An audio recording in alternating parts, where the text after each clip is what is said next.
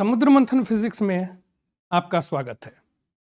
अब हम लोग इस चैप्टर के दूसरे सेक्शन में चलेंगे। जिस तरह से आपके बुक में दिया हुआ है उससे अलाइंड स्टडीज होगा। विश्वास रखिए कि आपको बहुत ही इसमें मजा आने वाला है। चलिए, नेक्स्ट सेक्शन में हम लोग देखेंगे कि मेजरमेंट के लिए CGS system, FPS system, MKS system, ऐसे बहुत सारे सिस्टम का इस्तेमाल पहले होता था, जिससे कि बहुत कंफ्यूजन होता था। अब यह क्या है सीजीएस सिस्टम, क्या है एमकेएस सिस्टम और FPS system.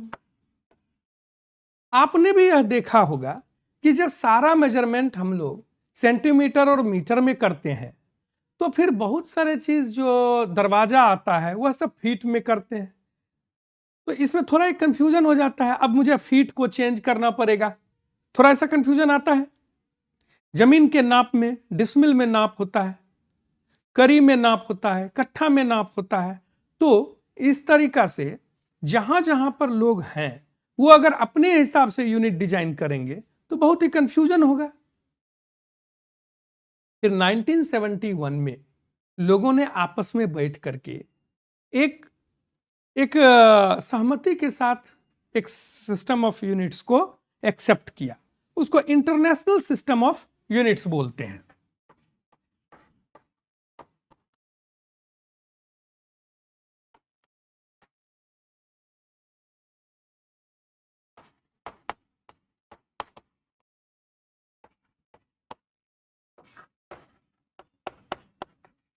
International system of units को 1971 में इसको डेवलप किया गया। इसका विशेषता यह है कि इसमें डेसिमल सिस्टम का यूज हुआ है, 10 के मल्टीपल में।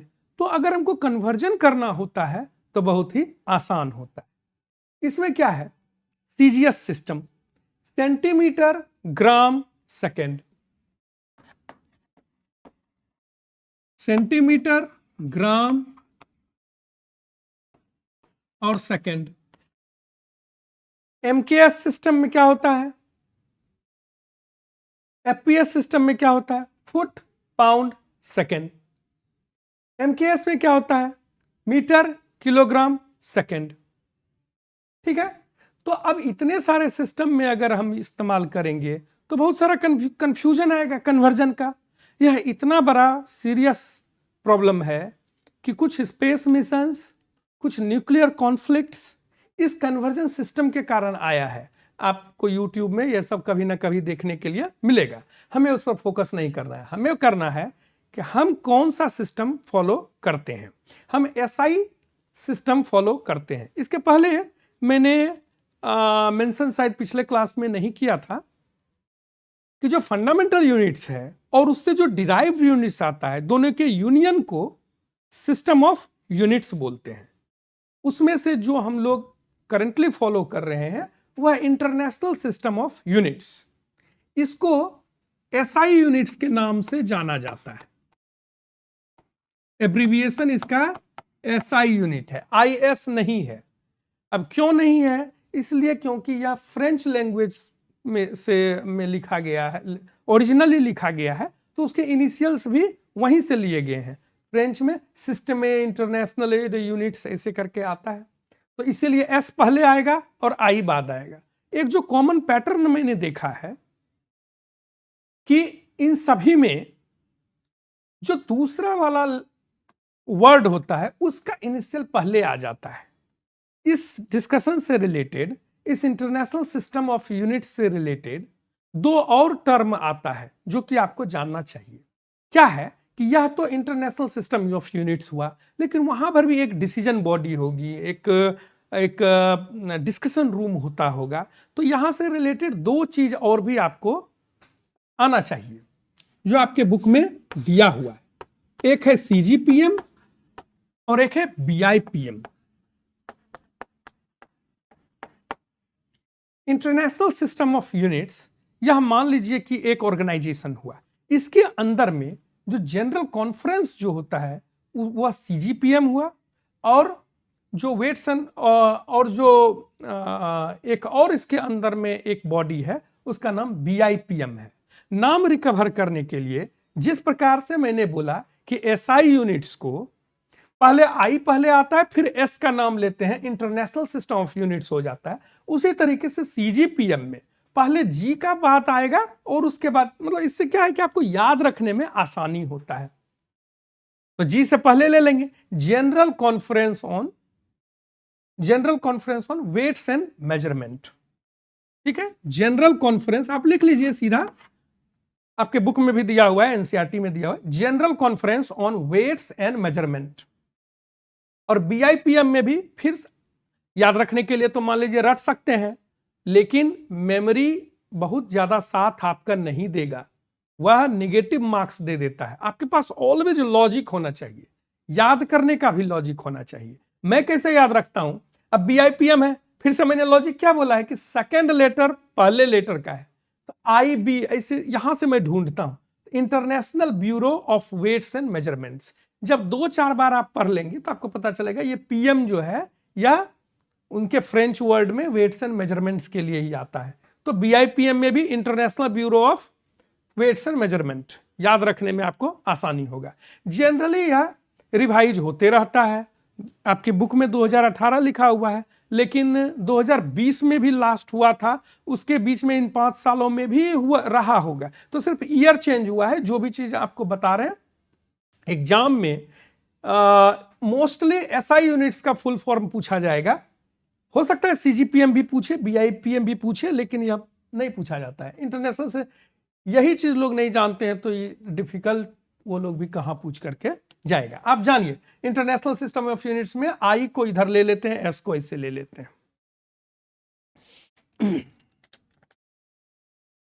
आगे मैंने बोला कि डेसिमल सिस्टम होने के कारण यह कन्वर्जन आसान होता है। जैसे कि एक फुट है, ये FPS सिस्टम में फुट, पाउंड,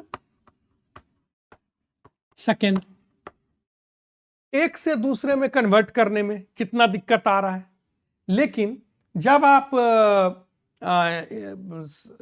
SI यूनिट्स में काम करते हैं, चूंकि 10-10 का ही डिफरेंस होता है, तो आपको कैलकुलेशन भी बहुत आसान होता है, या कन्वर्ट भी अगर दूसरे में करना हो तो वह भी सिर्फ 10 के ऑर्डर में होता है, तो इसलिए आपको दिक्कत नहीं होता है। चलिए आगे का देखेंगे।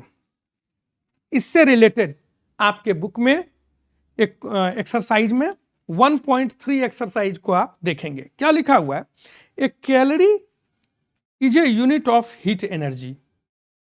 कैलोरी को यूनिट कन्वर्जन करके आपको देखना है।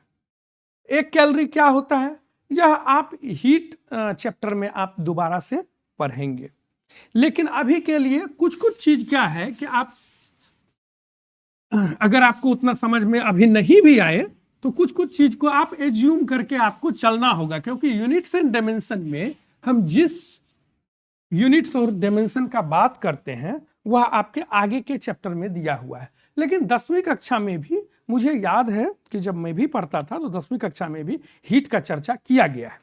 1 कैलोरी, देखेंगे इस क्वेश्चन को, देखेंगे समझेंगे। 1 कैलोरी क्या होता है, मैं जब छोटी कक्षा में था तो उसमें जो मैंने पढ़ा था कि वाटर के टेम्परेचर को 1 डिग्री बढ़ाने के लिए 1 कैलोरी का जरूरत होता है साधारण। और अभी जो आप पढ़ेंगे तो उसमें टेम्परेचर भी फिक्स करना पड़ता है कि 14.5 डिग्री से 15.5 डिग्री एटमॉस्फेरिक प्रेशर पर, तो ये सब भी अभी आपको जोड़ना पड़ेगा, वो सब हीट चैप्टर में देखेंगे। लेकिन एट प्रेजेंट आप समझिए कि 1 कैलोरी हीट एनर्जी का यूनिट है। कितना यूनिट है, 1 ग्राम वाटर को 1 डिग्री सेंटीग्रेड से बढ़ाने के लिए जो एनर्जी लगता है उसको 1 कैलोरी बोलते हैं। तो इसको जूल में, यहां पर जूल में ही बात किया गया होगा, हाँ ठीक है। तो इसका जो यूनिट होता है वह एनर्जी के बराबर होता है। अब एनर्जी क्या होता है, फोर्स इंटू डिस्टेंस, आपने पढ़ा होगा, छोटी कक्षा में पढ़ा होगा, force into parallel distance, F.D, dot product, cross product, वो सब भी आगे देखेंगे। फोर्स क्या होता है, फोर्स होता है mass into acceleration into energy के लिए डिस्टेंस। हालांकि इसका यूनिट आपको दिया हुआ है, लेकिन आप समझिए ये सब किस तरह से डिराइव होता है। ये कितना हो जाएगा, केजी, एक्सेलरेशन कितना होता है, metre per second square, metre per second square, या फिर rate of change of velocity. Metre per second तो वेलोसिटी हो गया, उसका रेट ऑफ चेंज टाइम से डिवाइड कर देंगे तो मीटर पर सेकेंड स्क्वायर। और डिस्टेंस, डिस्टेंस का यूनिट क्या होता है, मीटर। कितना मीटर हुआ, तो मीटर को मीटर से गुना कर लेंगे, कितना हो जाएगा, ठीक है। तो यह यूनिट आपका दिया हुआ है, एक कैलोरी का यूनिट दिया हुआ है। अब इसमें बोला जा रहा है कि मान लीजिए 1 केजी के बदले ठीक है, अल्फा बीटा गामा दिया हुआ है। मान लीजिए कि एक न्यू यूनिट है, उसका नाम रख देंगे न्यू यूनिट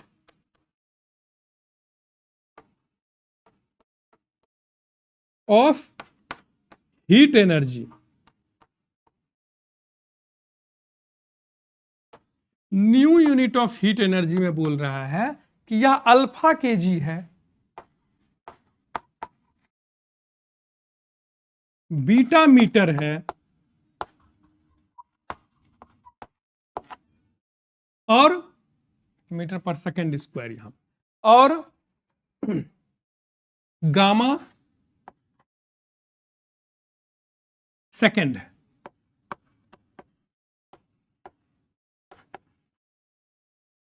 मास, एक्सेलरेशन, मास, डिस्टेंस और टाइम। अब पूछ रहा है कि दोनों में रिलेशन क्या है, कैसे निकालेंगे। जब कभी भी ऐसा क्वेश्चन दिया हुआ रहे तो आप क्या कीजिए, पहले आप फर्स्ट यूनिट और सेकेंड यूनिट को लिख लीजिए, फिर उसका आप रेशियो निकाल लीजिए। ऐसे और भी 2 क्वेश्चन हम लोग करेंगे। रेशियो निकाल के एक आपको फिक्स एक नंबर आएगा, तो आप पहले रेशियो निकाल लीजिए, 1/2 कर लीजिए या 2/1 कर लीजिए, जो भी करना है, दोनों में आपको सेम ही आंसर आएगा।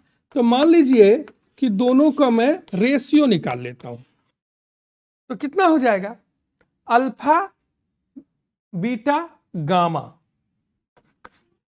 और नीचे में केजी मीटर, और ये कट जाएगा, केजी मीटर सेकेंड स्क्वायर, यह सब कट जाएगा। बचेगा क्या, केजी से केजी कट गया, मीटर से मीटर कट गया, सेकेंड से सेकेंड, बचा क्या, अल्फा बीटा स्क्वायर और गामा टू द पावर -2, यह बच गया आपको।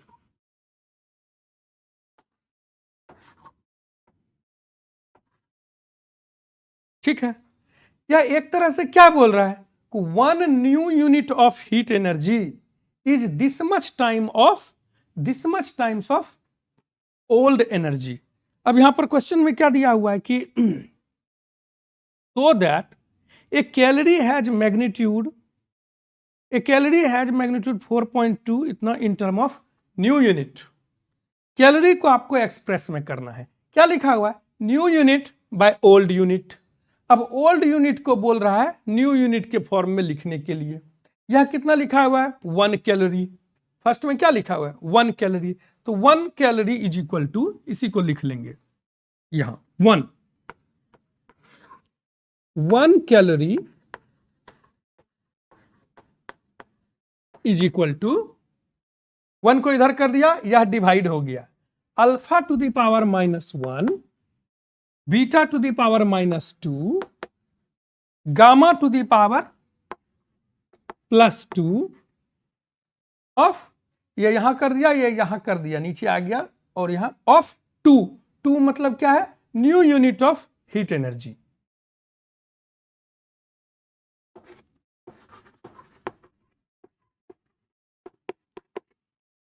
New unit of heat energy, यही आपको प्रूव करना था। आपने मेथड देखा, कुछ कुछ समझ में आया, कुछ नहीं आया, हो सकता है।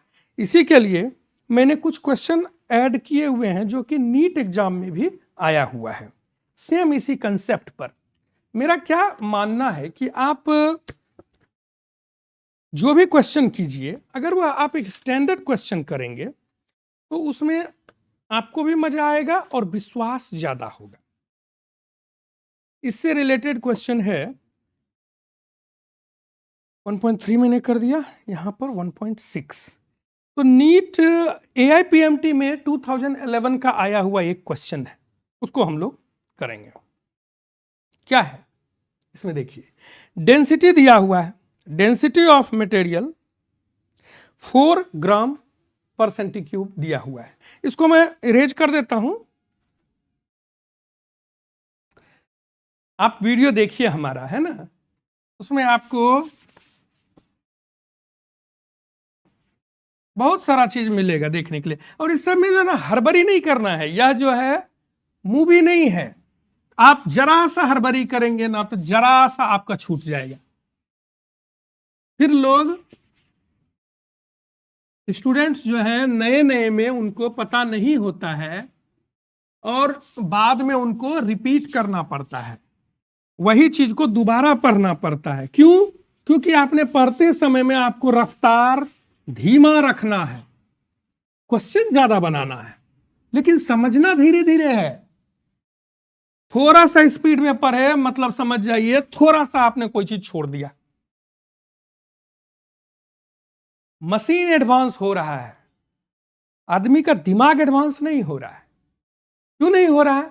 क्योंकि यह इवोल्यूशन का चीज है। 1000 साल 1,00,000 साल लगेगा तब जाकर के एक माइनर इंप्रूवमेंट होता है, ठीक है ना। तो इसीलिए हम आज भी हमारे समझने का रफ्तार, भावनाओं को समझने का रफ्तार, यह सब कुछ अभी भी आदमी का वैसा ही है जैसा कि 10,000 साल पहले था। क्योंकि यह सब चीज बायोलॉजी से रिलेटेड है, यह सब चीज इवोल्यूशन से रिलेटेड है, समय लगता है।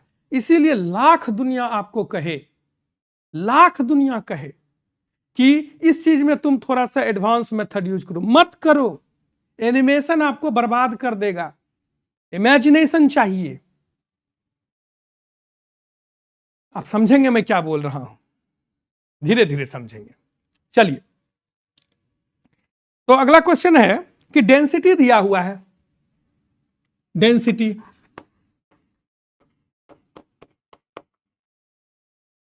कितना है? 4 ग्राम पर सेंटीमीटर क्यूब, 10 और 100 में। चलिए, 4 ग्राम पर सेंटीमीटर क्यूब इसमें दिया हुआ है, या फिर इसको जैसा लिखा हुआ है वैसा ही कीजिए, 4 ग्राम पर सेंटीमीटर क्यूब, दोनों सेम ही है ना। इसको बोला जा रहा है कि आप न्यू सिस्टम ऑफ यूनिट्स में, न्यू यूनिट्स में एक्सप्रेस कीजिए, जिसमें कि आपको मास को लेना है, मास का यूनिट जो आप जो मेजर जो करेंगे वो 100 टाइम्स बड़ा है। मतलब कि अगर आपने इसमें उसको 100 ग्राम बोला था तो अब आपको उसको न्यू मास बोलना पड़ेगा, न्यू यूनिट ऑफ मास बोलना पड़ेगा। समझ में आया? थोड़ा थोड़ा समझ में आ रहा है, थोड़ा थोड़ा नहीं भी समझ में आ रहा है, कोई दिक्कत नहीं है। सीखने का तरीका बदलने में मैंने बोला ना 1,00,000 साल लगेगा। और इसके पहले जो भी हड़बड़ी करेंगे थोड़ा सा एडवांस हो जाएंगे, यही समझ जाइए कि वो थोड़ा सा वो कंटेंट नहीं समझेंगे। यही सच्चाई है आदमी का। एक चीज को एक बार नहीं, बचपन से लेकर के यह इन 15 साल में, इस 20 साल में कितना सा चीज सीखा, और इतना सा चीज सीखने के लिए कितनी बार रिपीटिशन हुआ। प्रकाश संश्लेषण, फोटोसिंथेसिस आपको दूसरी कक्षा में भी पढ़ाया गया, तीसरी में भी पढ़ाया गया, 8वीं में भी पढ़ाया गया, और अभी भी हो सकता है कि आपको थोड़ा सा कंफ्यूजन हो जाए। तो सीखने का जो तरीका है, यह आप में समस्या नहीं है, यह हमारे इवोल्यूशन के साथ में है कि we are not fast learner but we are deep learner. Human brain जो है, हमारा जो इंटेलिजेंस है, हम बहुत ही बारीकी से समझने वाले क्रीचर्स में आते हैं। हम जो प्राणी हैं, मनुष्य जो है वह गहराई से समझने में सक्षम है, जल्दी समझने में सक्षम नहीं है। आप देखिए ना, जो बच्चा जन्म लेता है और जो एक गाय का बच्चा जन्म लेता है, गाय का बच्चा 2 दिन में चलना सीख जाता है, 1 दिन में चलना सीख जाता है, उसको जरा सा कोई चीज 1 साल में तो कितना बड़ा सारा एक्सपीरियंस उसके पास हो गया। लेकिन आदमी का जो बच्चा है 4 साल तक तो उसको इंस्ट्रक्शन समझ में नहीं आता है। तो क्या है कि हम लोग डिजाइन किए गए हैं डीप लर्निंग के लिए, हम लोग फास्ट लर्निंग के लिए डिजाइन नहीं है। हाँ, एक बार आपने सीख लिया तो अब आप जल्दी जल्दी से कर सकते हैं। चलिए तो क्वेश्चन देखेंगे कि न्यू यूनिट्स में मास 100 ग्राम है और लेंथ दिया हुआ है 10 सेंटीमीटर लेना है, 10 टाइम्स यहां पर कर दिया। तो अब न्यू यूनिट्स ऑफ डेंसिटी क्या हो जाएगा? न्यू यूनिट ऑफ मास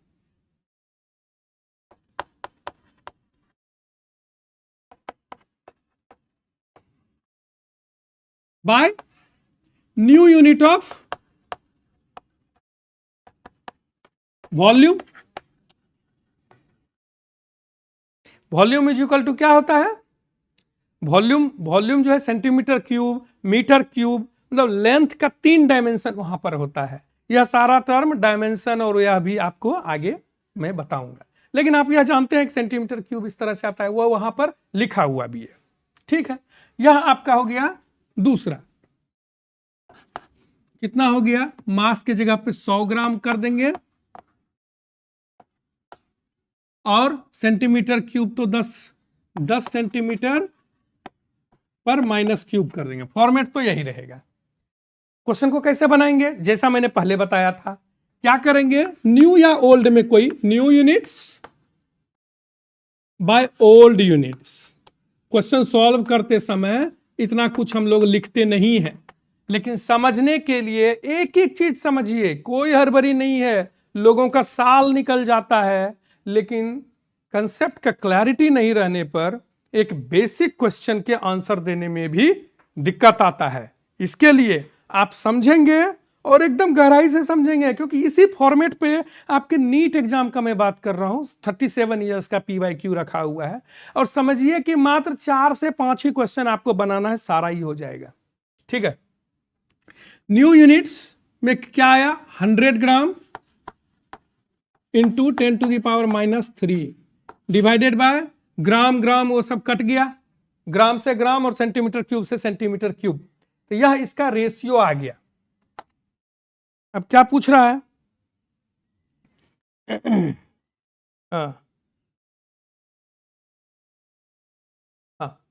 कि न्यू यूनिट्स में एक ओल्ड यूनिट न्यू यूनिट का कितना गुना है, कैसे निकालेंगे? यह रेशियो कितना हो गया? 10⁻⁻1। तो 1 ओल्ड यूनिट यह वहां चला गया और यह नीचे आ गया, यह 1/10 है, 10 से मल्टीप्लाई हो गया, 10 न्यू यूनिट्स के बराबर है। ठीक है, तो 4 ग्राम सेंटीमीटर क्यूब, सेंटीमीटर पर क्यूब हो गया, ग्राम पर centimetre cube, is 10 times of 4, मतलब 40 न्यू यूनिट्स। या तो उसको आप एक्सपेंड करके लिखिए, या नहीं तो न्यू यूनिट्स में लिखिए। न्यू यूनिट्स मतलब कितना हुआ? 100 ग्राम इंटू 10 सेंटीमीटर क्यूब। तो यह कन्वर्जन आपको आसान हो जाता है जब आप SI सिस्टम को, डेसिमल सिस्टम को इस्तेमाल करते हैं। एक और भी क्वेश्चन देखेंगे। अगेन यह क्वेश्चन किससे, कहां से था? यह था AIPMT 2011 का क्वेश्चन है ये।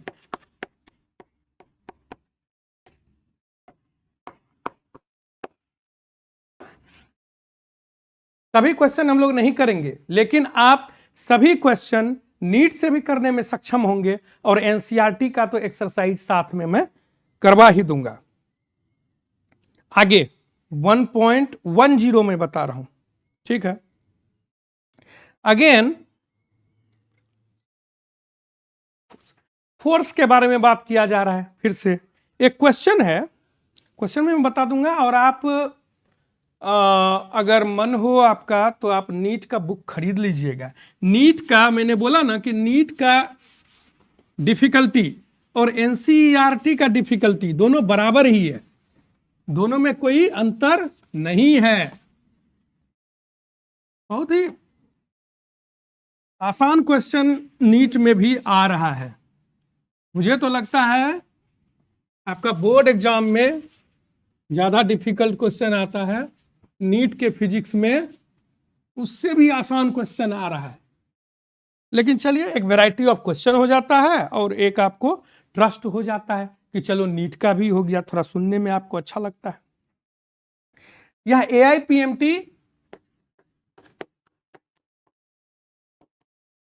1994 का क्वेश्चन है। क्या क्वेश्चन है कि फोर्स का क्या होता है? Mass into acceleration.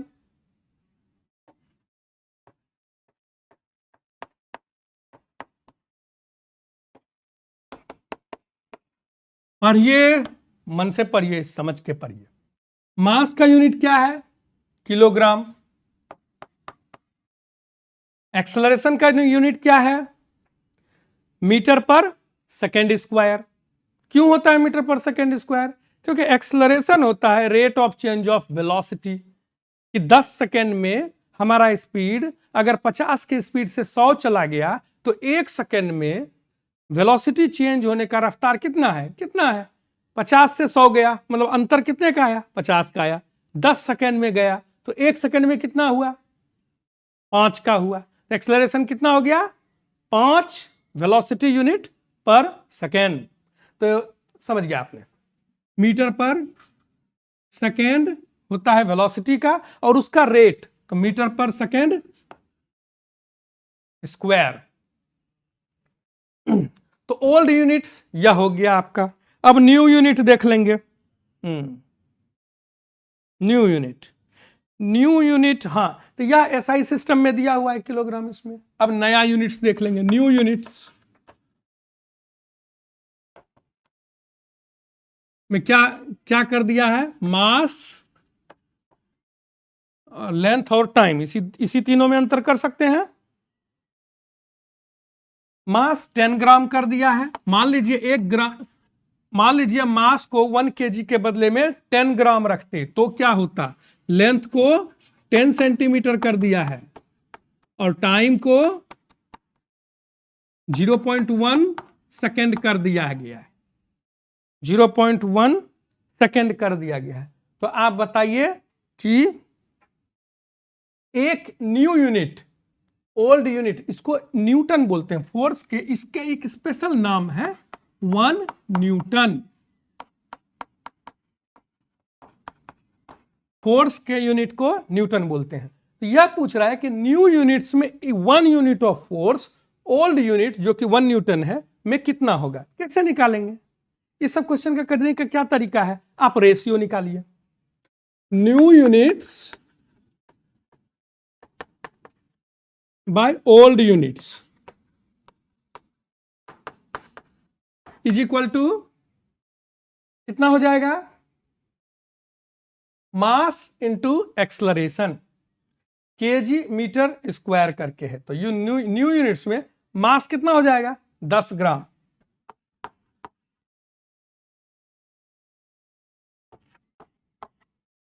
एक्सलरेशन में आएगा क्या चीज? मीटर, मतलब लेंथ।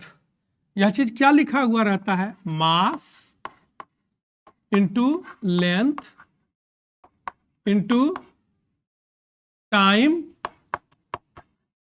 To the power -2। वही मैं लिख रहा हूं, मास इंटू लेंथ। लेंथ कितना है? 10 सेंटीमीटर। टाइम कितना है? 0.1 सेकेंड, मतलब 10 टू द पावर -1। कैलकुलेशन में आपको आसान रहेगा। 10 टू द पावर -1 और इस पर पावर कितना है? -2 डिवाइडेड बाय ओल्ड यूनिट्स। कितना है ओल्ड यूनिट्स? कितना है 1 kg। 1 kg मतलब कितना 1000 ग्राम। 1 मीटर मतलब कितना 100 सेंटीमीटर। और 1 सेकेंड।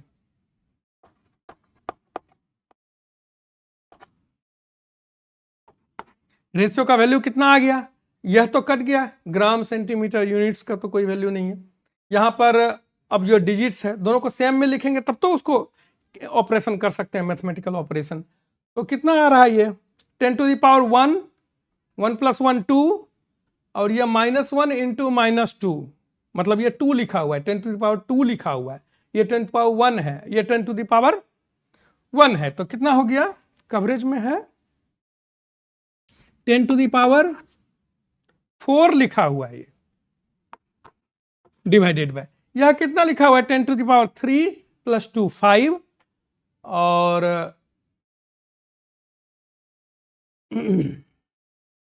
यह तो second to the power -2, second to the power -2, यह कैंसिल हो चुका है, यह 1 लिखा हुआ है ना, कुछ नहीं है तो मतलब 1 सेकेंड है। तो 10 टू द पावर 3 और 10 to the power 2, 10 to the power 5 हो गया। अगेन यह 1/10 लिखा हुआ है। तो new units is equal to 1/10 old units. तो ओल्ड यूनिट में कितना है 1 न्यूटन। तो 1 new unit of force is equal to 1/10 old unit of force. 1/10 मतलब 0.1 हो गया, लिख दू 0.1 unit of old unit of force. Old unit of force क्या है न्यूटन, 1 न्यूटन। तो आंसर इसका कितना हो गया 0.1। आंसर एक बार देख भी लेते हैं मैच किया या नहीं, करेगा ही, ठीक है। चलिए सही है, आपने यह देखा, क्वेश्चन भी आप देख लेंगे, मैं इसमें टेक्स्ट में डाल दूंगा। और यह नीट में इस तरह का क्वेश्चन पूछा जा रहा है। क्या यह डिफिकल्ट क्वेश्चन है, बिल्कुल डिफिकल्ट क्वेश्चन नहीं है। और भी इस तरह के बहुत सारे क्वेश्चन पूछे गए हैं, लेकिन वह रिपीटेशन होगा, आपका समय बर्बादी होगा। आप इसको अच्छे से समझिए और खुद से बुक को सॉल्व कीजिए। वैसे अगर आपको मन में हो कि एक एक क्वेश्चन सॉल्व किया जाए, मैं वो भी कर दूंगा, लेकिन उससे आपको वो बेनिफिट नहीं होगा जो कि आपको खुद से बनाने पर होगा। समझ में आया, मजा आ रहा है। चलिए आराम आराम से समझेंगे, सब कुछ कवर होगा यहां पर, है ना, सब कवर करेंगे हम लोग। फोटो ले लीजिए इसका स्क्रीनशॉट, आप पीछे करके वीडियो पीछे करके आप स्क्रीनशॉट ले लीजिए, कोई दिक्कत नहीं। और दूसरों में फैलाइए। मैं ये नहीं बोल रहा हूं कि आप इस कंटेंट को फैला नहीं सकते हैं, आप इसको फैलाइए। और भी जो लोग हैं जो पढ़ रहे हैं, जो नए हैं 11वीं में, उनको ये वीडियो उन तक पहुंचाइए। देखिए कि अगर उनको भी लाभ हो तो अच्छा है, लाभ नहीं हो तो उसका भी आप बात मुझे बताइए कि सर आपके बताने के तरीके में कुछ सुधार किया जा सकता है, तो मैं करूंगा। मैं भी तो नया हूं, मैंने पढ़ाई किया है, मैं एक्टिंग नहीं जानता हूं। तो एक्टिंग स्किल्स अब ऑनलाइन में कैसा रखना है आप लोग बताएंगे तो थोड़ा थोड़ा हम चेंज करेंगे, थोड़ा थोड़ा सीखेंगे। लेकिन हमारा क्या है कि चलिए आगे, अब फंडामेंटल यूनिट्स के बारे में पढ़ेंगे। क्या है, इसके पहले भी मैंने मेंशन किया था आपको कि इस दुनिया में बहुत सारा चीज दिखता है। फोर्स का यूनिट न्यूटन है, लेकिन उसको आपने जब ब्रेक डाउन किया तो क्या आपको पता चला, अरे यह तो मास इनटू एक्सेलरेशन है। फिर आपको क्या पता चला, अरे एक्सेलरेशन को भी हम तोड़ सकते हैं, यह तो rate of change of velocity है। फिर वेलोसिटी भी जब आपने पढ़ा तो क्या पता चला, अरे मैंने तो पढ़ा हुआ था वेलोसिटी या speed is equal to distance by time होता है, या कहां तक टूट सकता है। तो जहां तक ये टूटेगा, जब वो लास्ट जगह पर पहुंचेगा, तो वह जो जिसको हम और नहीं तोड़ सकते हैं, ऐसे क्वांटिटीज बहुत कम है, मात्र 7 ही हैं सरप्राइजिंगली। लेकिन इससे रिलेटेड इससे रिलेटेड, जैसे फोर्स मैंने बोला, वेलोसिटी बोला, एक्सेलरेशन बोला, ऐसा अनकाउंटेबल नंबर ऑफ यूनिट्स हो सकता है। और भी कोई नया क्वांटिटी अगर मान लीजिए फिजिक्स में पता चलता है तो उसका भी एक यूनिट्स हो जाएगा। तो जो फंडामेंटल क्वांटिटी से डिराइव हम कर रहे हैं उसको हम डिराइव यूनिट्स बोलते हैं। जैसे कि हिंदी का लेटर्स है, अंग्रेजी का लेटर्स है, इसको हम और डिवाइड नहीं कर सकते हैं, लेकिन उसी लेटर से मैं बोलूंगा कि कितने तरीके के वर्ड बनाया जा सकता है, कितने तरीके के। तो आप बोलेंगे इसका तो कोई लिमिट ही नहीं है, जितना मन है उतना बनाओ। मैं लाइट ऑन करना भूल गया, चलिए कोई बात नहीं है। एक ही क्वेश्चन बताया था मैंने, अभी क्लैरिटी थोड़ा ज्यादा रहेगा। तो 7 बेस यूनिट्स,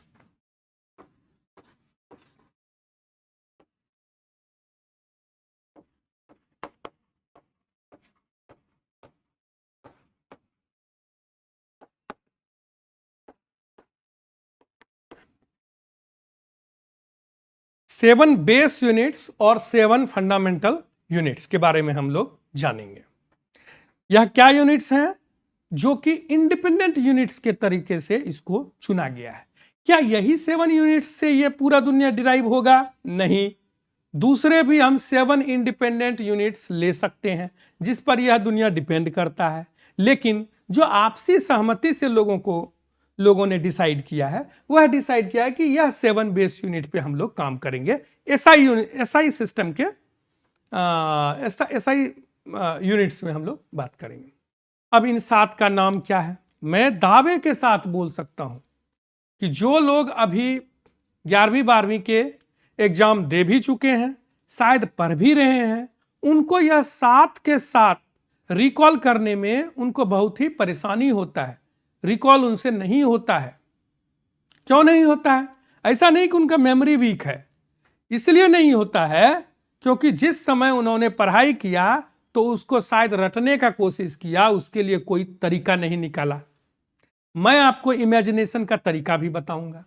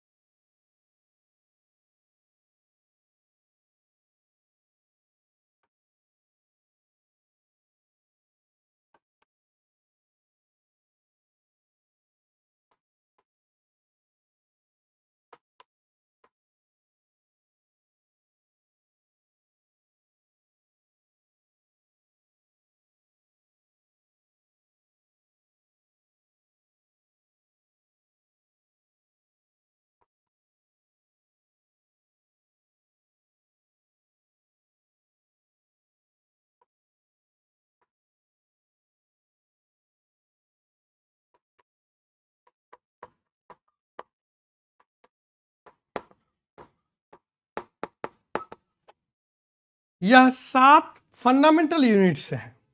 इसको याद रखने का तरीका भी मैं बताऊंगा। पहले आप समझिए यह क्या क्या यूनिट्स हैं। एक है मास, जिससे कि हम लोग वजन को नापते हैं। एक है किलोग्राम, जिससे कि हम लोग डिस्टेंस को नापते हैं। एक है टाइम, जिससे कि समय को नापते हैं। करंट, जिससे कि चार्ज और इस सब में काम आता है। टेम्परेचर, काउंटिंग, काउंटिंग के लिए जैसे कि आप लोग बोलते हैं ना 1 डोजन, 1 सैकड़ा, 1 सेंचुरी, थाउजेंड्स, मिलियन, बिलियन। तो यह जो ग्रुप्स होता है, यह अपनी जरूरत के अनुसार परिस्थितियों में, अलग अलग परिस्थितियों में अलग अलग नाम के, अलग अलग साइज के ग्रुप्स बना रखे हैं।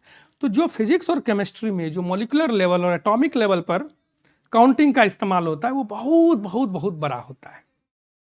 महाशंख, 1000 महाशंख में होता है हिंदी में। तो हिंदी तो केपेबल वहां तक है, लेकिन हम लोग इंग्लिश में पढ़ेंगे तो काउंटिंग में भी एक नया ग्रुप हम लोग सीखेंगे। और इसके बाद लुमिनस इंटेंसिटी। लुमिनस इंटेंसिटी क्या है कि अगर मुझे यह बताना हो कि इस जगह यह कितना चमकीला है, कितना ब्राइटनेस है, तो आप कैसे बताएंगे? उसके लिए भी एक चमक का भी एक यूनिट बनाया गया है, ब्राइटनेस का। यहां ब्राइटनेस भी मैं लिख सकता था, है ना।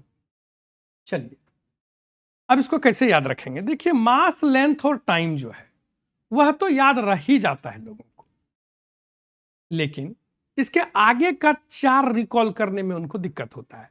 इसके लिए मैं क्या करता हूं, बचपन में या फिर आप लोगों के जमाने में, आप लोग नए हैं, 15-16 साल के होंगे मुश्किल से, तो आप लोगों के ज़माने में भी आपने देखा होगा कि जब आर्क वेल्डिंग होता है या सोल्डिंग का जो मशीन होता है, उसमें जब करंट बहता है तो वह लाल होने लगता है, लाल होकर के वह चमकने लगता है।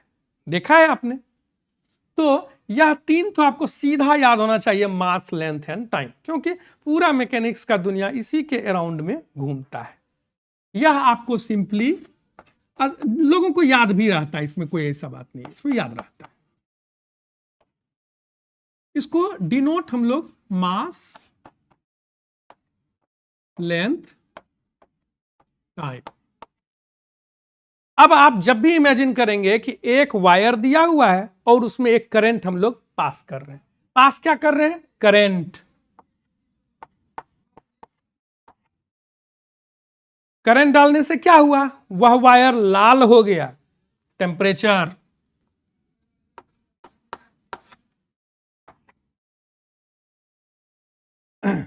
और लाल होकर के वह चमकने लगा, लुमिनस इंटेंसिटी, चमकने लगा, कैंडेला बोलते हैं इसको। तो उसका यूनिट्स क्या आता है? कैंडेला। काउंटिंग, काउंटिंग के लिए एक बड़े गुच्छे का इस्तेमाल होता है, उसको मोल बोलते हैं।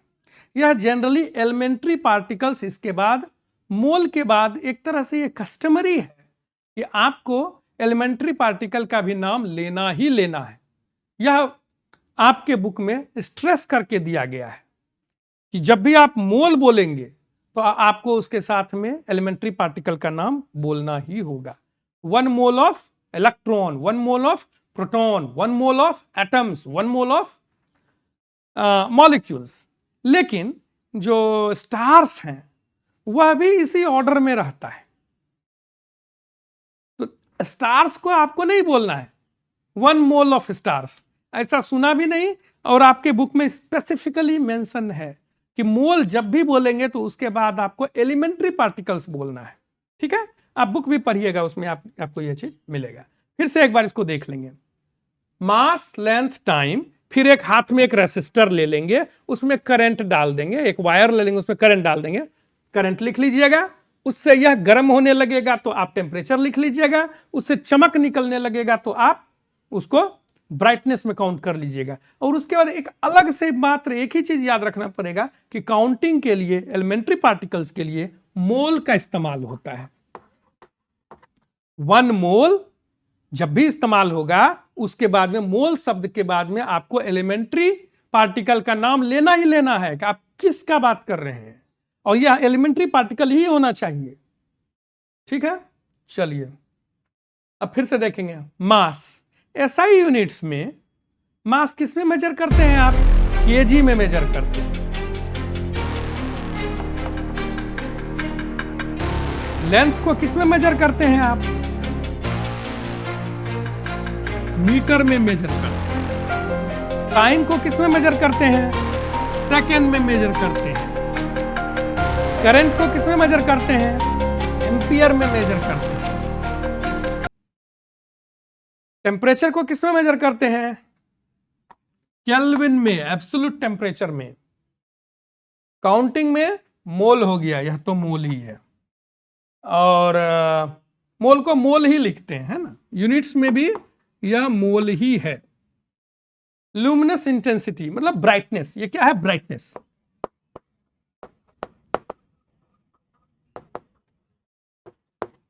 ब्राइटनेस जो है एक सब्जेक्टिव एक्सपीरियंस है। ह्यूमन स्पीसीज जिस हिसाब से चमक को देखता है, दूसरे स्पीसीज हो सकता है कि अदर देन विजुअल रेंज में भी देख सकें।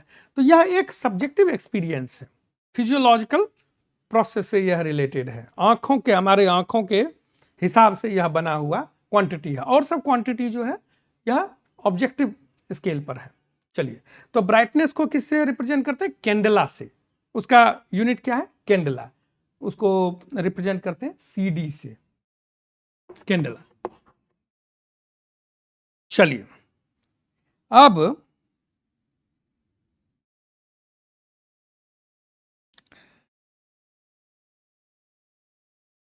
ये सभी सिंबल या जो यूनिट्स आपने बनाया है, अब 1 kg में कितना मास आएगा उसका निर्धारण कौन करता है? 1 kg में कितना सा आएगा? उसके लिए आपने एक नमूना कहीं पर बना करके रखा होगा कि कभी कोई स्टैंडर्डाइजेशन का दिक्कत आएगा तो फिर वहां से हम लोग फिर से उसको करेक्ट कर लेंगे। पुराने समय में इसके लिए एक फिजिकल ऑब्जेक्ट को एक टेम्परेचर प्रेशर पे रखा जाता था, लेकिन आप समझ रहे हैं रख रखाव में कितना दिक्कत आएगा। 1 ग्राम माइक्रोग्राम का भी एरर अगर आएगा तो समय के साथ 1000 ईयर्स में कितना ज्यादा एरर आ जाएगा। किसी मान लीजिए कि हम लोग और भी प्रयास कर रहे हैं मल्टी प्लानिटरी स्पीसीज बनने का, मान लीजिए कि इंफॉर्मेशन को एक ऑब्जेक्टिव ढंग से कम्युनिकेट करना होगा, तो आप उसमें क्या बोलेंगे कि इतना सा सामान है, या फिर कुछ ऐसा हो जो कि यूनिवर्सल हो, सबके लिए अवेलेबिलिटी हो और वह टाइम के साथ चेंज ना करता हो। तो इस सब प्रॉपर्टी को यह आपके बुक में अब हटा लिया गया है। लेकिन आप जानिए कि जो आपका फंडामेंटल यूनिट्स है उसका क्या प्रॉपर्टी होना चाहिए कि वह टाइम इनवेरिएंट हो, आज और आज से लाख साल के बाद उसमें कोई अंतर ना आए। आप जो उसका नमूना बनाएंगे उसमें कोई अंतर नहीं आना चाहिए, इजिली एक्सेसिबल होना चाहिए। ऐसा नहीं कि वह अर्थ पर पाया जाता है और दूसरे जगह पर पाया नहीं जाता है। तो अभी हाँ, तो ठीक। तो अगर मान लीजिए कि अर्थ पर पाया जाता है दूसरे जगह नहीं, तो फिर आप कम्युनिकेट कैसे कीजिएगा, वो यूनिवर्सल नहीं हो पाएगा। तो फंडामेंटल यूनिट्स का ये सब प्रॉपर्टी है कि टाइम इनवेरिएंट होना चाहिए, इजिली एक्सेसिबल होना चाहिए। चलिए अब देखेंगे फिर से कि मास के लिए हमने ऐसा कौन सा नमूना रखा है। नमूने को हम लोग बोलते हैं यूनिवर्सल कांस्टेंट। क्या बोलते हैं? यूनिवर्सल कांस्टेंट, जहां से स्टैंडर्डाइजेशन प्रोसेस होता है। तो 1 kg के लिए केजी, सबसे पहले इसमें टाइम से शुरू करेंगे तो आपको हमेशा समझने में आसान होगा। अब टाइम के लिए सीजियम 133 एटम का इस्तेमाल किया जाता है कि उसमें जो एक अनपेयर्ड इलेक्ट्रॉन है, लास्ट में एक अनपेयर्ड इलेक्ट्रॉन है, वह अनपेयर्ड इलेक्ट्रॉन का जो मैग्नेटिक फील्ड है न्यूक्लियस के मैग्नेटिक फील्ड से इंटरेक्ट करता है। न्यूक्लियस का मैग्नेटिक फील्ड बहुत ही स्ट्रॉन्ग है और इलेक्ट्रॉन का मैग्नेटिक फील्ड थोड़ा वीक है। लेकिन आप समझिए जब दोनों पैरेलल होगा तो एनर्जी लेवल अलग होगा, जब एंटी पैरेलल होगा तो दोनों एनर्जी लेवल उसका अलग होगा। इलेक्ट्रॉन जो है दोनों ही स्टेट में फ्लिप करता है, दोनों ही स्टेट में। उसको बाहर से एक्साइट जब करते हैं, उसका नेचुरल फ्रीक्वेंसी ऑफ ऑसिलेशन जो है उससे जब मैच कर देते हैं तो वह फ्लिप करता है। उसके फ्लिप करने का जो फ्रीक्वेंसी है वह सभी के लिए सेम है, पूरे यूनिवर्स में सेम है। संख्या भी आप चाहें तो याद रख सकते हैं, लेकिन आपके बुक में स्पेसिफिकली मेंशन है कि इन लार्ज नंबर को याद रखने का आपको कोई जरूरत नहीं है। अगर आप याद रखना चाहें तो यह फ्लिप का संख्या 9192631770। इतनी बार जब वह फ्लिप करेगा, जितना समय लगेगा उसको 1 सेकेंड बोलते हैं। समझ में आया? स्टैंडर्ड टर्म में hyperfine transition frequency of caesium 133 atom, इसको सीजियम 133 एटम को जब इतनी बार फ्लिप करने में जितना टाइम लगता है उसको 1 सेकेंड बोलते हैं। अब यह सुनने में कैसा लग रहा है? कहां, यह तो कहीं नहीं बदलेगा। अगर इस ब्रह्मांड के दूसरे छोर पर भी चले जाएं और जब यह संख्या इतनी बार फ्लिप करने के लिए दिया जाए तो जितना समय हमें यहां पर 1 सेकेंड में लग रहा है उतना ही 1 सेकेंड ब्रह्मांड के दूसरे छोर पर भी लगेगा। कितना ज्यादा एक्यूरेट फिगर है। समझ में आया थोड़ा बहुत? ठीक। इसके बाद हम लोग लेंथ को डिफाइन करेंगे, क्योंकि टाइम को डिफाइन कर दिया, अब लेंथ को करेंगे। यहां पर यूनिवर्सल कांस्टेंट क्या है? Hyper fine transition frequency of caesium 133 atom. Again थोड़ा सुनने में बड़ा हो जाता है हाइपर फाइन ट्रांजिशन फ्रीक्वेंसी, लेकिन ये यही है, आपको याद रखना पड़ेगा। मैं लिख देता हूं, आप स्क्रीनशॉट लेंगे तो उसमें सभी इंफॉर्मेशन आ जाएगा। Hyper fine transition frequency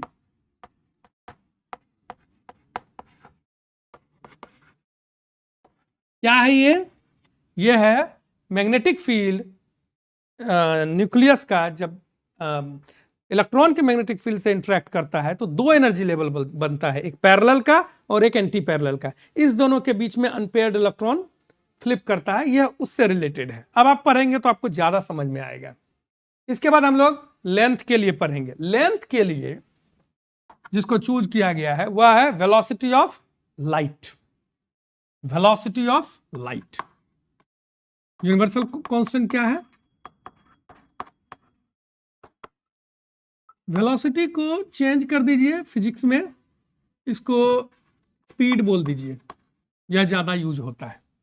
speed of light.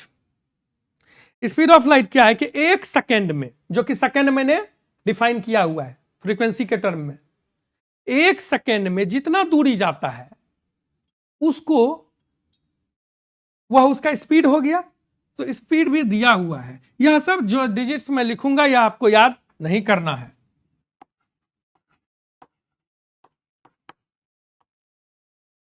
To 299792458 metre per second.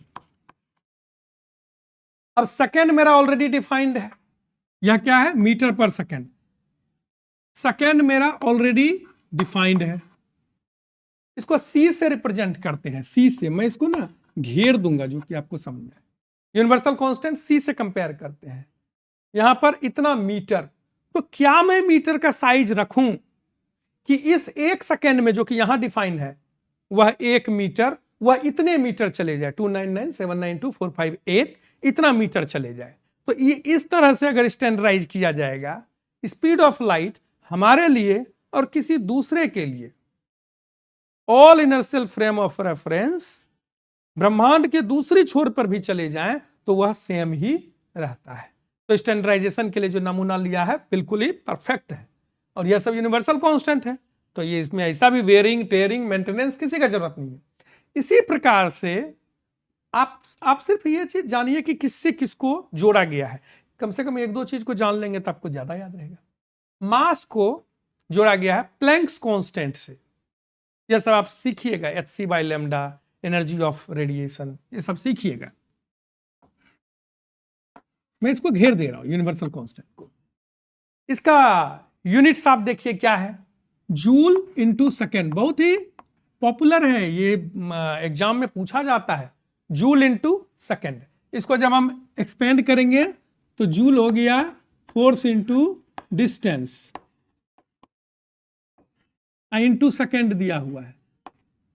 तो इस तरीके से डिफाइंड होता है, मैं आगे करूंगा आपको पता चलेगा। हाँ, तो अब यहां पर देखिए मीटर को ऑलरेडी डिफाइन कर लिया गया है, सेकेंड को भी डिफाइन कर लिया गया है। तो यहां से हम h के वैल्यू से kg का पता कर लेंगे। इसका वैल्यू भी आपके नीट एग्जाम में तो प्लैंक्स कांस्टेंट का वैल्यू भी पूछा गया है। AIPMT 2002 में पूछा गया, प्लैंक्स कांस्टेंट का वैल्यू भी पूछा गया है।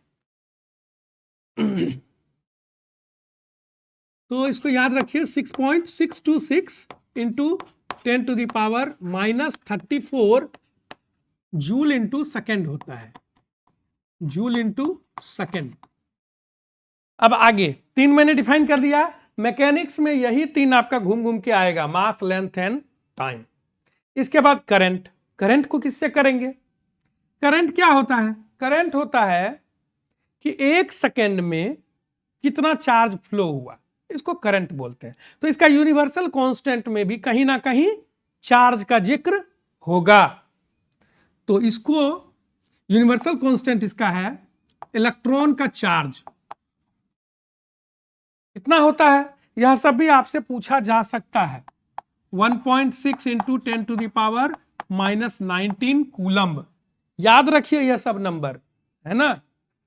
और इसका करंट का यूनिट क्या होता है, ये करंट तो खुद ही एक यूनिट है, तो चार्ज का यूनिट क्या होता है, ampere into time, ampere into time. यह वैल्यू मुझे मिला हुआ है, टाइम डिफाइंड है ऑलरेडी, तो 1 एम्पियर को हम डिफाइन कर सकते हैं। सबको 1 1 रख दीजिएगा तो आ जाएगा कि 1 सेकेंड में कितना सा करंट डालें कि 1 कूलम्ब चार्ज आ जाए, तो उससे आपका एम्पियर कहीं पर भी स्टैंडर्डाइजेशन करेंगे तो हो जाएगा, डिफाइंड हो जाएगा। केल्विन, टेम्परेचर के लिए जो केल्विन है इसको कहां से डिफाइन किया गया है, बोल्ट्जमैन कांस्टेंट, इसको बोलते हैं। यह हो गया इलेक्ट्रॉन का चार्ज।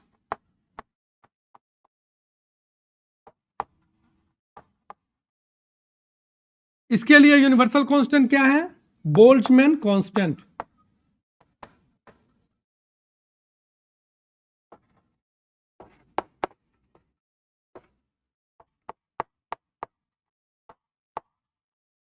केबी, यह क्या होता है कि आपको जो गर्मी महसूस होता है वो कहीं ना कहीं एनर्जी का एक पैकेट है, कि इक्विपार्टीशन ऑफ एनर्जी बोलते हैं उसको, कि इतना सा एनर्जी अगर इस पार्टिकल को दे दिया जाए तो उसको 1 यूनिट ऑफ टेम्परेचर हम लोग बोलते हैं।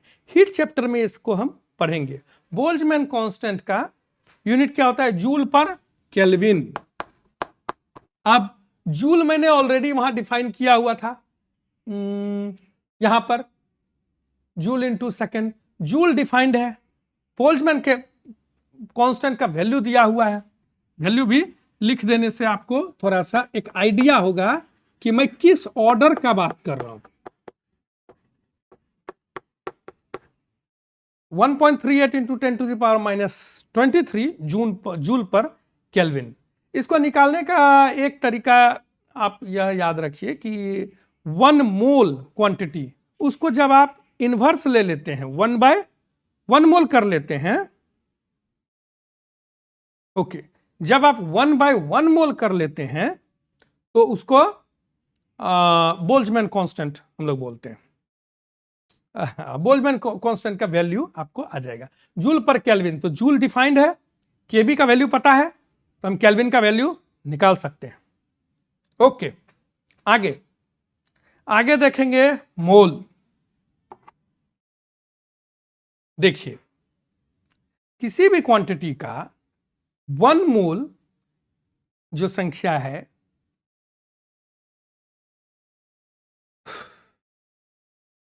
1 मोल 1 ग्राम के से रिलेटेड, यह एक गुच्छा है, आप गुच्छा से याद रखिए, यह एक संख्या का गुच्छा है। 6.022 इंटू 10⁻23, यह एक गुच्छा है। एवोगैड्रो नंबर, या किससे, यूनिवर्सल कांस्टेंट का नाम क्या है, एवोगैड्रो नंबर।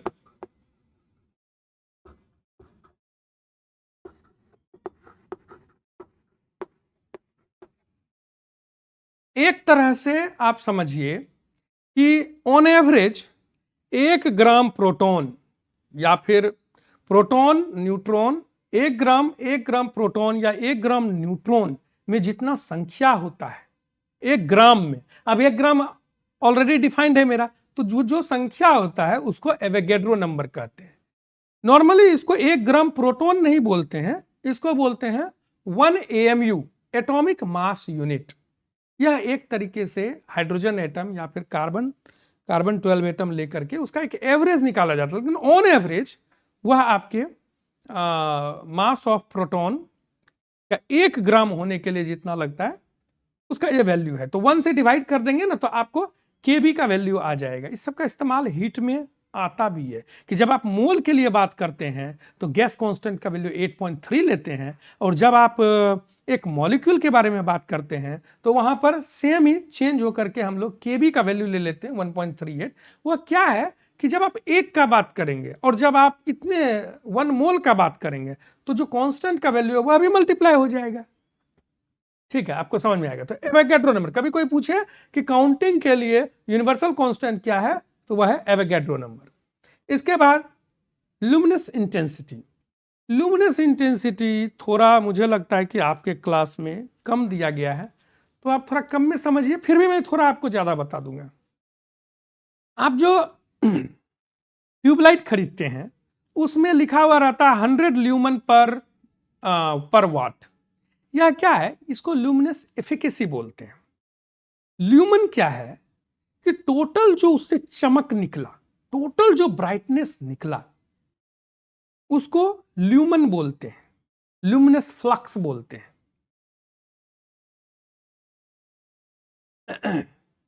ठीक है, टोटल जो चमक निकला। अब उस चमक को अगर आप देखते हैं तो वह सभी दिशा में निकला होगा।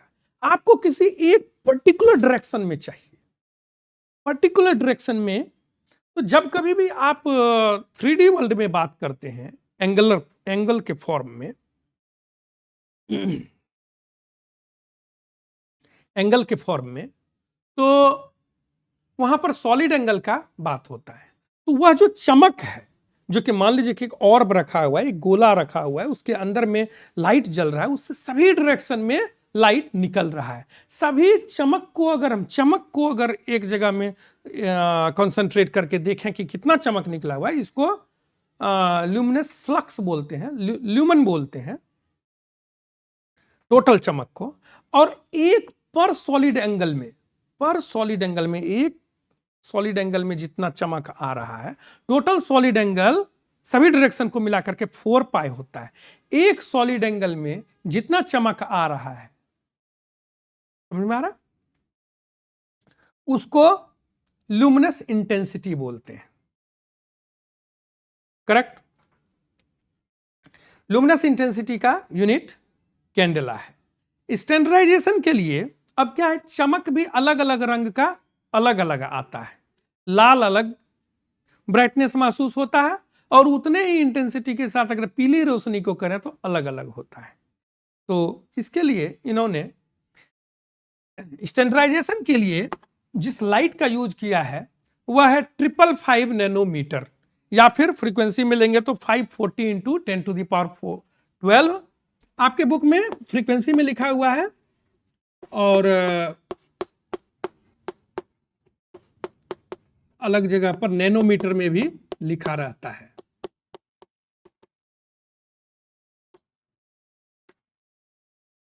इस वेवलेंथ का, इस फ्रीक्वेंसी का, दोनों सेम ही है, मोनोक्रोमेटिक लाइट लेते हैं। इस लाइट में 1 वाट रेडियंट पावर जब फीड करते हैं, 1 वाट से एलईडी को जब जला दिया, जितना चमक उससे निकला, वह एक सॉलिड एंगल में जितना चमक आ रहा है, मतलब कि अगर चमक का यूनिट ल्यूमन है, जो कि आप ट्यूबलाइट पर देखते हैं, आपको याद वो ज्यादा रहेगा, तो ल्यूमन पर स्टेरेडियन क्या है? सॉलिड एंगल का यूनिट है। वो भी अभी इसके जस्ट बाद हम लोग डिस्कस करेंगे। ल्यूमन पर स्टेरेडियन, इसको 1 यूनिट ऑफ ब्राइटनेस बोलते हैं। ब्राइटनेस कैंडेला हुआ, कैंडेला को थोड़ा सा ब्रेक डाउन करेंगे तो ल्यूमन पर स्टेरेडियन हुआ। मतलब क्या हुआ, एक गोला ले लीजिए और उसमें कोनिकल शेप का लगा करके उसमें नीचे छेद कर दीजिए, तो इससे जो लाइट निकल रहा है, जो चमक निकल रहा है, इसको हम लोग मेजर कर रहे हैं। समझ में आ रहा?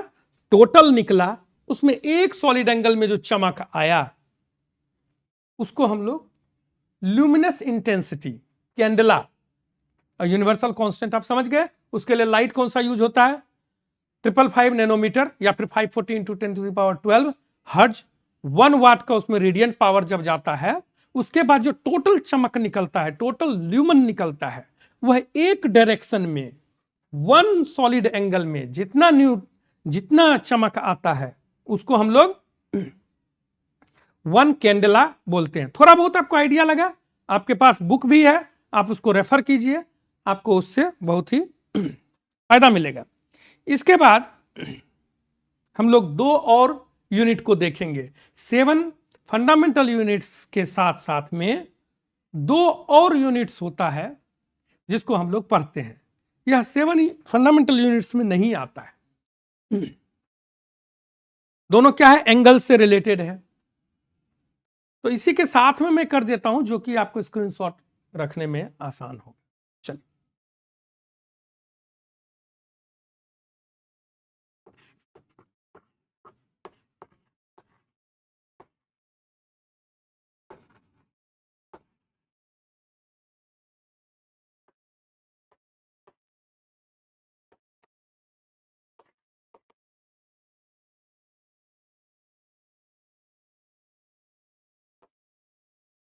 प्लेन एंगल और सॉलिड एंगल।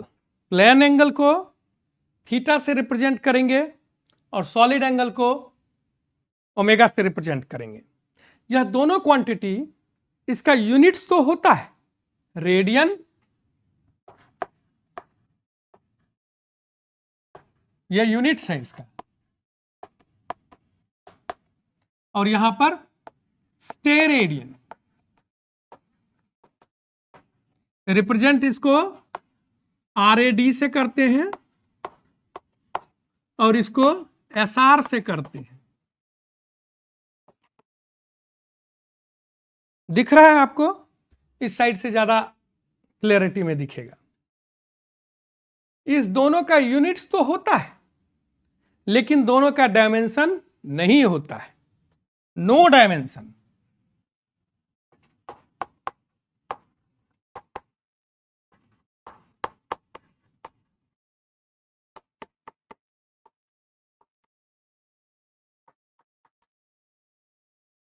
नो डायमेंशन, ये डायमेंशनलेस क्वांटिटी है, लेकिन इसका यूनिट्स है। स्पेसिफिकली आपके एनसीईआरटी में लिखा गया है, और यह क्वेश्चन आपके नीट एग्जाम में पूछा गया है, नीट 2022 में, कि plane angle and solid angle have units but no dimension. तो यह आपका पूछा गया है नीट 2022 में, यह क्वेश्चन डायरेक्टली आपको पूछा गया है।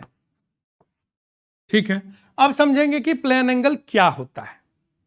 आपने छोटी कक्षा में पढ़ा है 1 रेडियन क्या होता है, कि मान लीजिए कि सेंटर से अगर फिक्स रेडियस का हम आर्क खींचे, यह R है, यह R है, यह लेंथ अगर L है, तो plane angle theta is equal to L/R, ऐसे ये डिफाइंड होता है रेडियन। करेक्ट, यह इस प्रकार से डिफाइन होता है, आपने पढ़ा भी होगा पढ़ा। सिमिलरली सॉलिड एंगल में क्या होता है कि यह एक 3D ऑब्जेक्ट है। अब इसमें टोटल जो एंगल होता है वह 4 पाई होता है।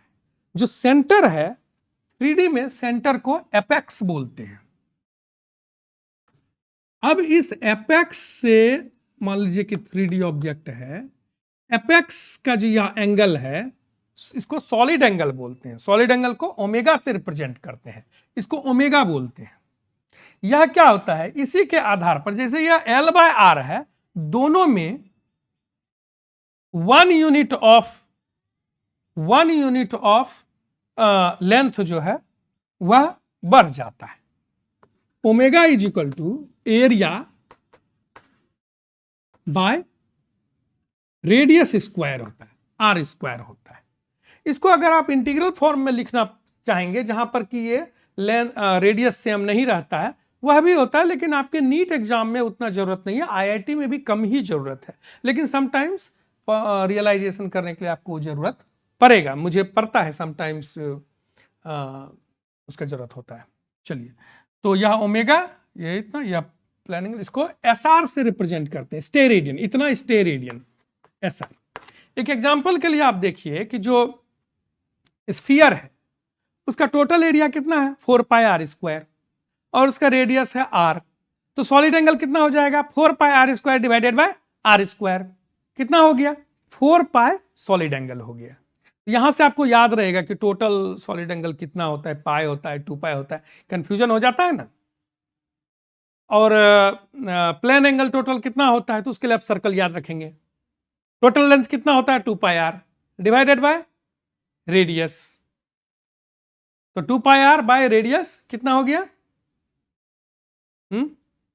2 पाई हो गया। तो टोटल आपको प्लानिंग।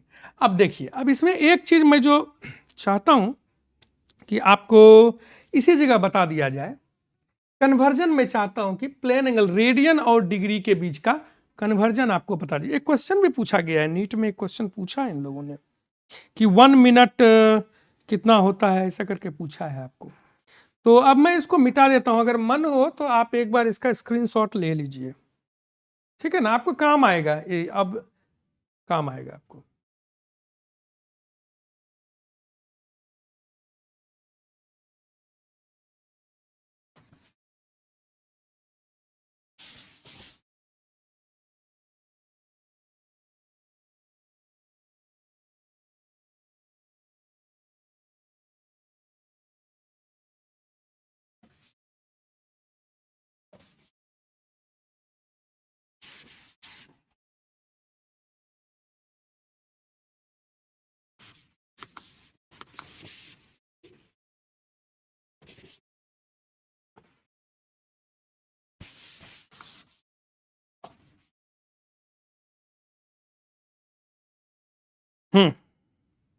कन्वर्जन देखिए, radian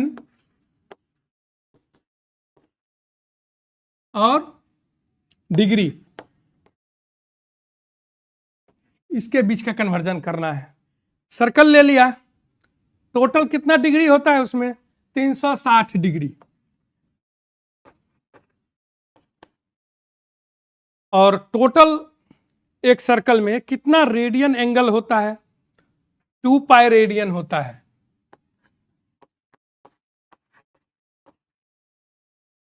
to pi radian must be equal to 360 degree, क्योंकि सेम फिजिकल फेनोमेना का बात कर रहे हैं। यह क्या इंडिकेट करता है 1 radian is equal to 360 by 2 pi, 180 by pi degree. कोई दिक्कत है इसमें? कोई दिक्कत नहीं है। दूसरा 1 डिग्री इज इक्वल टू, इधर से इधर डिवाइड कर देंगे 2 pi by 360 radian is equal to pi by 180 radian. मैं बताता हूं मैं कैसे याद रखता हूं। मुझे यह पता है कि पाई रिलेटेड है रेडियन से, और डिग्री में सिंपली एक नंबर आता है, और इस्तेमाल होना है रेशियो के टर्म में पाई और 180 को। तो आप मुझे पूछिए 5 डिग्री को सर रेडियन में बदल दो, कैसे करेंगे? ठीक है, मैं किससे मल्टीप्लाई करूं, 180 बाई पाई से करूं या पाई बाय 180 से करूं? मुझे रेडियन में फाइनली आंसर चाहिए ना, पाई को मैं ऊपर कर दूंगा, पाई बाय 180 से मल्टीप्लाई कर दूंगा। मान लीजिए कि 1 रेडियन है, मैं बोलता हूं कि 5 रेडियन है, और उसको आप डिग्री में बदलिए। कैसे करेंगे? ठीक है, रेडियन में है, डिग्री में लाना है, डिग्री में लाना है तो पाई तो होगा ही नहीं, तो पाई को नीचे कर देंगे 180 बाई पाई। तो इस तरीके से मैं हमेशा रिकॉल करता हूं, आप भी इस टेक्निक को यूज कर सकते हैं। और याद रखने के लिए आपका स्टैंडर्ड जो टर्म है यह हो गया। अब डिग्री के विषय में एक चीज और सीखेंगे। डिग्री जैसे कि घड़ी में होता है ना 60 मिनट का 1 घंटा, घंटा को यहां पर डिग्री बोलते हैं, और 60 सेकंड का 1 मिनट, उसी प्रकार से यहां पर होता है 60 minute is equal to 1 degree and 60 second is equal to 1 minute.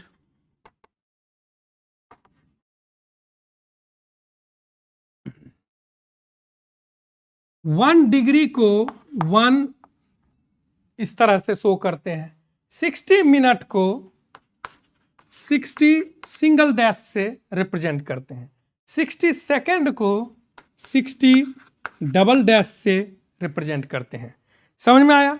तो बस इतना सा ही इसमें है। कि डिग्री और ये इसको किस तरह से करेंगे। तो यहां पर एक क्वेश्चन आपको 2022 में आया हुआ है कि angle of 1 minute in a radian is nearly equal to, या मैं आपको करा देता हूं। 1 मिनट 2020 का क्वेश्चन है ये, नीट 2020 में पूछा गया question.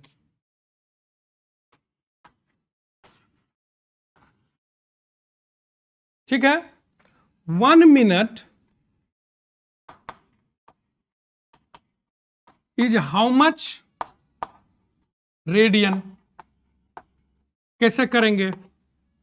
1 minute is equal to 1/60 degree.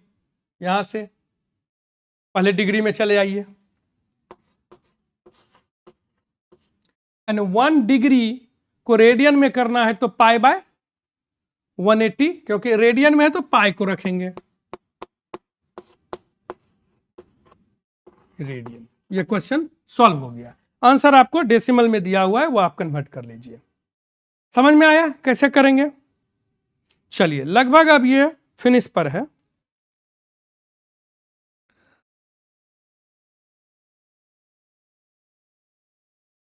आपका क्वेश्चन एक एनसीईआरटी में 1.16 में है, जो कि इससे रिलेटेड है।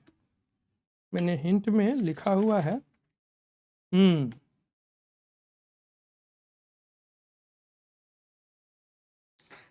प्लेन एंगल से रिलेटेड एक क्वेश्चन है, बड़ा ही पॉपुलर क्वेश्चन है ये।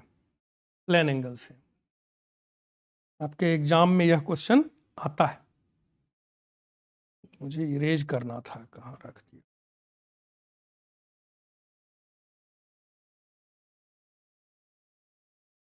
कहाँ फेंक दिया?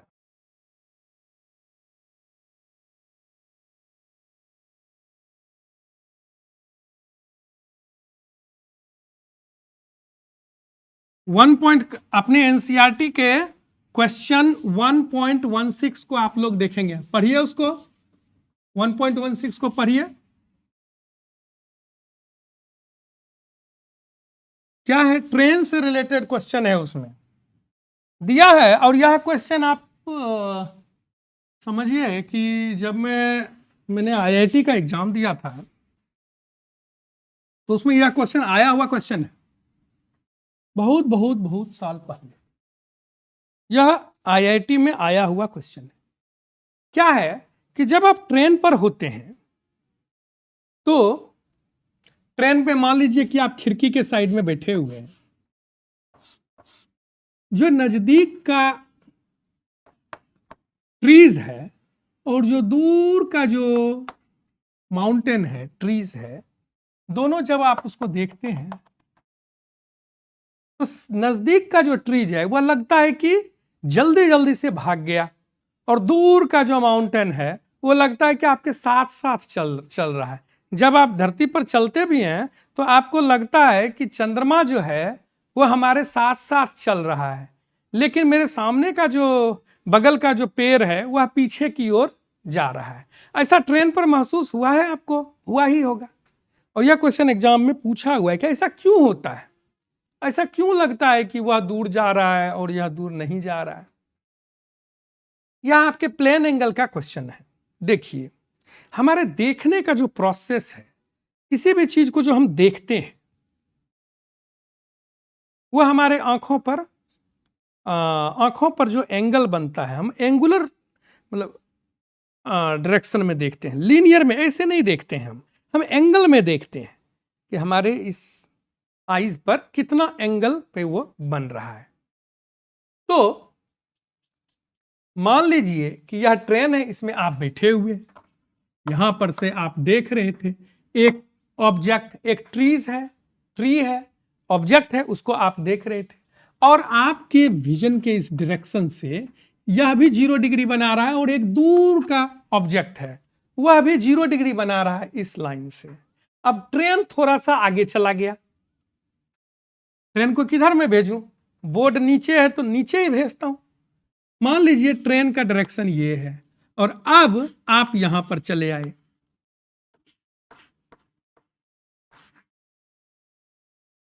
यहां से ये ऑब्जेक्ट तो वहीं रह गया,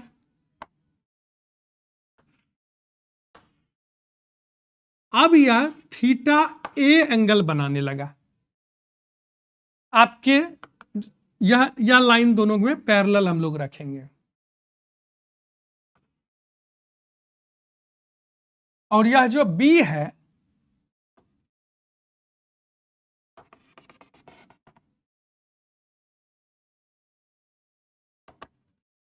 यह थीटा बी एंगल बनाने लगा। आपका ध्यान किस में जाएगा? यह तो छूटा नहीं जा रहा है, यह एंगल के लिए आपको इतना सा सिर को घुमाना पड़ेगा, इतना सा सिर को घुमाना पड़ेगा। Theta A is larger than theta B.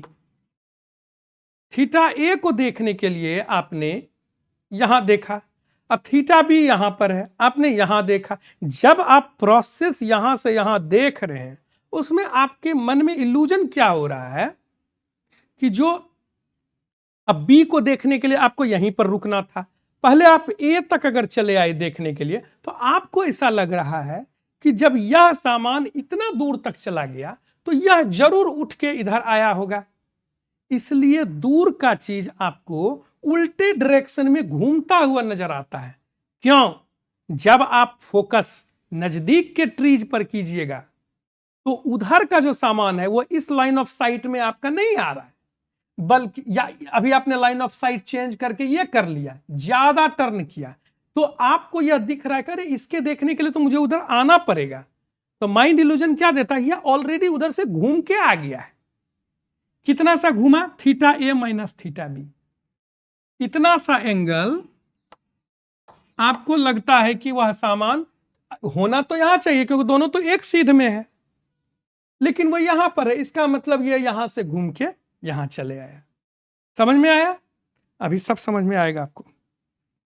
Exam में यह पूछा हुआ क्वेश्चन है। इसका आंसर क्या है कि हम लोगों का विजन जो है एंगुलर विजन होता है। दोनों ऑब्जेक्ट जो कि इनिशियली 0 डिग्री पर है, बाद में उसका एंगुलर लोकेशन अलग अलग हो जाता है। नजदीक का चीज सेम डिस्टेंस आगे बढ़ने पर ज्यादा एंगल सबटेंड करता है और दूर का चीज कम एंगल सबटेंड करता है।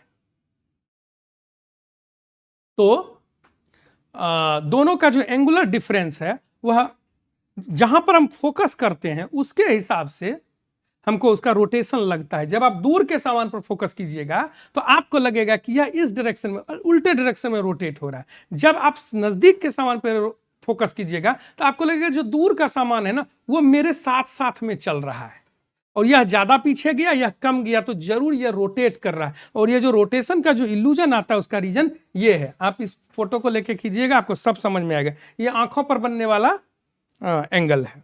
चलिए, इसके बाद इस सेशन में अब लास्ट है, अब कुछ भी ज्यादा नहीं बचा है।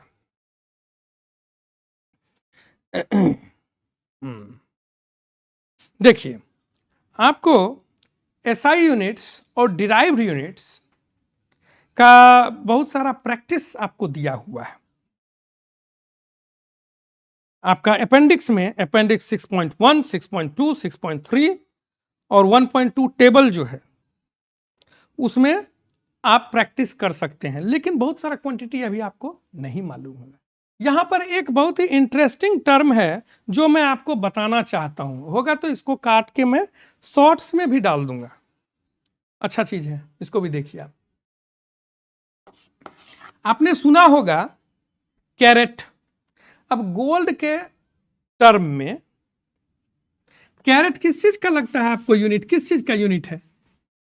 या थोड़ा लोगों को कंफ्यूजन होता है, कैरेट किस चीज का यूनिट है?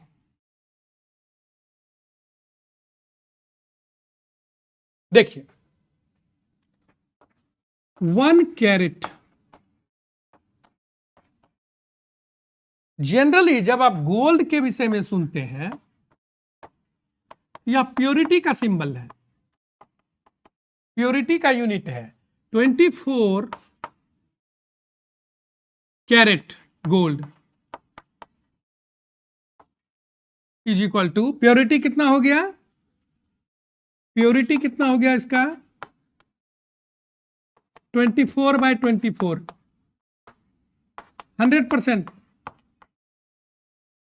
22 कैरेट ऑफ गोल्ड, प्योरिटी कितना हो गया? 22/24 इंटू 100 कर लेंगे, इतना percent purity.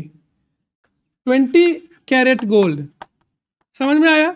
18 carat gold, purity कितना हो जाएगा? तो यह एक इस तरह से डिफाइंड प्योरिटी का है, जो कि बहुत ही पॉपुलर है आपके मार्केट में। लेकिन एक कंफ्यूजन है इसके साथ में।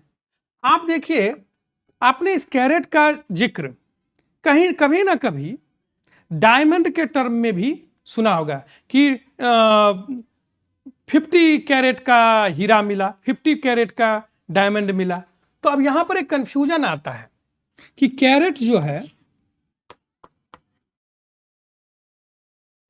वो समटाइम्स डायमंड के केस में यह वेट को दर्शाता है, मास को दर्शाता है। 200 मिलीग्राम बोलते हैं, 200 मिलीग्राम। तो डायमंड में यह वेट को दर्शाता है 1 कैरेट, और गोल्ड में प्योरिटी को दर्शाता है। प्योरिटी को परसेंटेज इस तरह से निकालते हैं, और मास में यह 200 मिलीग्राम का होता है। तो यह भी आप लोगों का कंफ्यूजन शायद होगा, नहीं जानते होंगे, मुझे भी था, मैंने इसको पता करके किया है, तो इसलिए मैंने आपको बताया। हेक्टेयर भी एक मैंने बताया था, आपका 1.2 टेबल में है। बार्न, एक बार्न शब्द भी आता है जो मैं चाहता था आपको थोड़ा सा इंट्रोड्यूस करने के लिए। देखिए, बार्न क्या है कि गोदाम जहां पर कि सामान रखते हैं, खेतों में सामान रखते थे, उसको बार्न बोलते हैं। यह एटॉमिक फिजिक्स में, न्यूक्लियर फिजिक्स में इसका इस्तेमाल होता है। जब वहां पर जो बहुत ही छोटा साइज है वो फेम्टोमीटर में होता है। मान लीजिए कि 100 गुना उससे ज्यादा है, 100 फेम्टोमीटर है, तो एक बहुत बड़ा एरिया को रिप्रेजेंट करने के लिए, बड़ा किस सेंस में? न्यूक्लियर सेंस में। तो उतने बड़ा को 100 फेम्टोमीटर को, फेम्टोमीटर स्क्वायर को बार्न बोलते हैं। फेम्टोमीटर स्क्वायर है या फिर देखना पड़ेगा, वो फेम्टोमीटर स्क्वायर होगा, लेंथ है कि क्या है। हाँ, स्क्वायर को, इसको एरिया को रिप्रेजेंट करता है। तो जब कभी भी हिटिंग टारगेट होता है, मान लीजिए कि इलेक्ट्रॉन है, न्यूट्रॉन से हिट कराना है, तो उसके लिए कितना एरिया अवेलेबल है। जब बहुत ज्यादा एरिया अवेलेबल रहता है तो बहुत छोटा, 100 फेम्टोमीटर स्क्वायर मतलब 10⁻⁻8। तो उसके लिए जोकिंगली इस शब्द का इस्तेमाल शुरू किया गया था, और इसको बार्न बोलते हैं। और भी आप इसमें देखिएगा, प्रैक्टिस के लिए आपको अपेंडिक्स में दिया हुआ है, अपेंडिक्स में आप जाकर के पढ़ाई करेंगे। एक और चीज है रोंजन। रोंजन जो है एक आपका टेबल 1.2 में भी है। क्या होता है कि जब रेडिएशन होता है ना, तो उसमें कितना चार्ज आपने आयनाइजेशन हो जाता है, कितना चार्ज मान लीजिए आपका शरीर है, और कितना चार्ज पर केजी में आपने एब्जॉर्ब किया हुआ है, इसको रोंजन बोलते हैं। आयोनाइजिंग होने के बाद कितना चार्ज आपने एब्जॉर्ब किया है। तो यह सब जो न्यूक्लियर एरिया होता है, जहाँ पर रेडिएशन होता है, स्पेस में है, तो वहाँ सब इस सब यूनिट का इस्तेमाल होता है। आपको समझ में आएगा, या आप सेल्फ रीडिंग कर सकते हैं। अब इसके बाद अगले सेशन में मिलेंगे। चलिए, धन्यवाद। अगले के लिए फिर लाइव के लिए आप तैयार रहिएगा।